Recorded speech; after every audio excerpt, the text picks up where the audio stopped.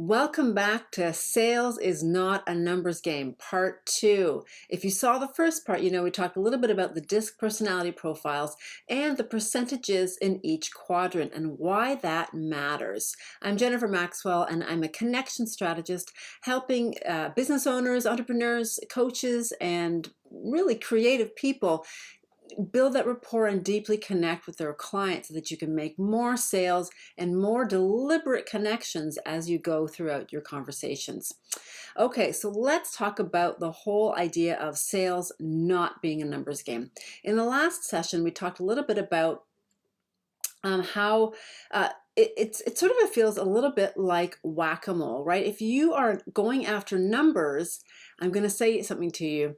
Your agenda is showing. People read through that right away because they think that they don't think, they know, they feel it on that level that you are going for their credit card. In fact, I once had a person say to me, let me tell you the secret to sales, Jen. When I'm sitting with a client, I'm thinking the whole time, pull out your credit card, credit card, credit card. I was horrified. Let me just tell you that, because I am a heart-centered person. I don't want to be taken. I don't want to be pitched at. And this is the strategy that many people are taking in their sales, and they're teaching other people to take that approach when it comes to sales. And it doesn't work because you can feel it. There's just something intrinsically happening with the energy. And if all you're doing is going after someone's credit card, it says, I actually don't care about you. I just want your money.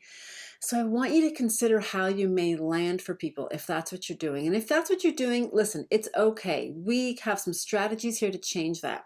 On the flip side, if you are so people-oriented and you are not thinking about a sale at all and you're not asking for it, you're also doing your client a huge disservice by not providing the value that you know you can bring to them by offering and asking for the sale. So let's talk a little bit about what you can do to navigate any type of person that you run into, regardless of where you land on the DISC personality profile, whether you're D, I, S, or C.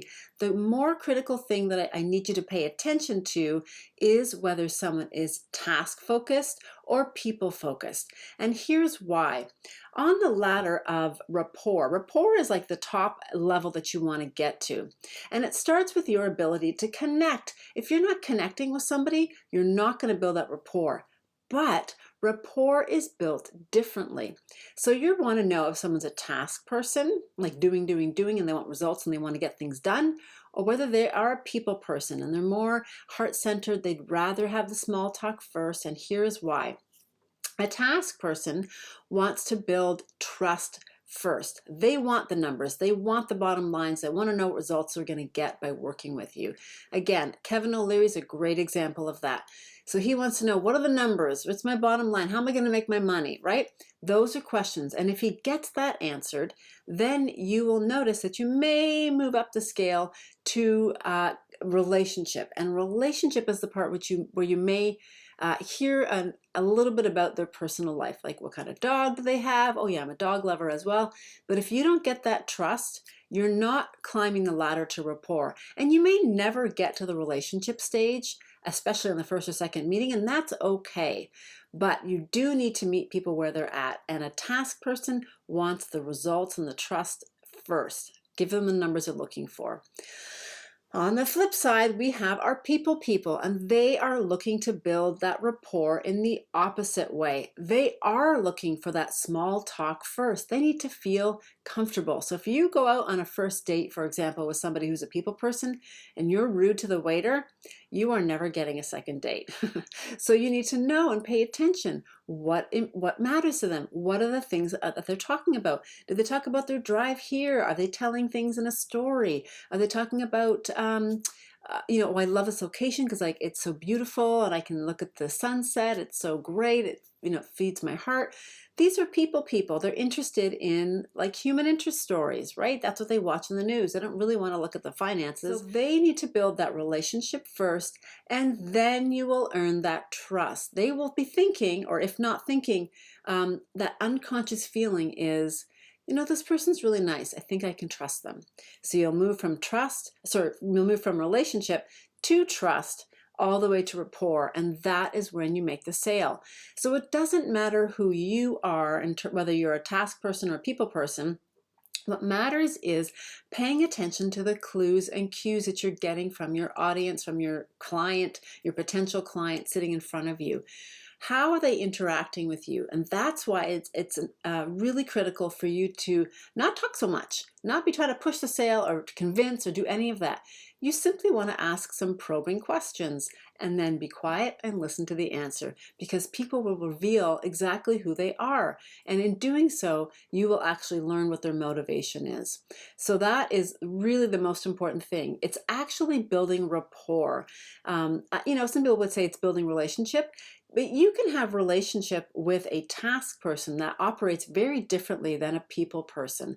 If you have a long-term relationship with a task person, your business might sound something like this. And this is a great example my husband shares, because he's a task person and he has all sorts of clients that he works with. One of them is another high task person. And a funny story was when at Christmas time he went to drop off a bottle of wine or whatever it was. And the potential client said, "Hey, you sell life insurance, right?" My husband's an insurance broker and does benefits and the whole bit. And he says, "Yeah, how much you thinking?"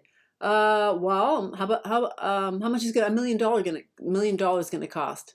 My husband, in his joking but really direct way, because he knew who his client was, said, "Huh, well, you're old. A lot. Oh, well, how about for like half as much, like 500,000? Half as much.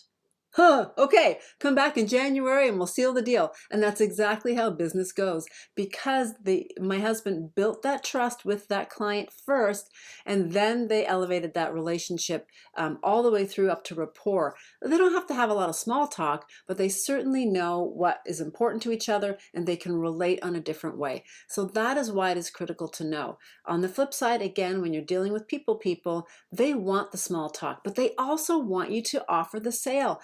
They're not going to ask you for it because it's uncomfortable, and you're making people equally uncomfortable if you don't ask for the sale or invite them. "Listen, I know you're here to learn all about this. This is what our packages are and these are our offers. Feel free to take it home and look it over, and or let's set up an appointment for the next time and we'll walk through it together."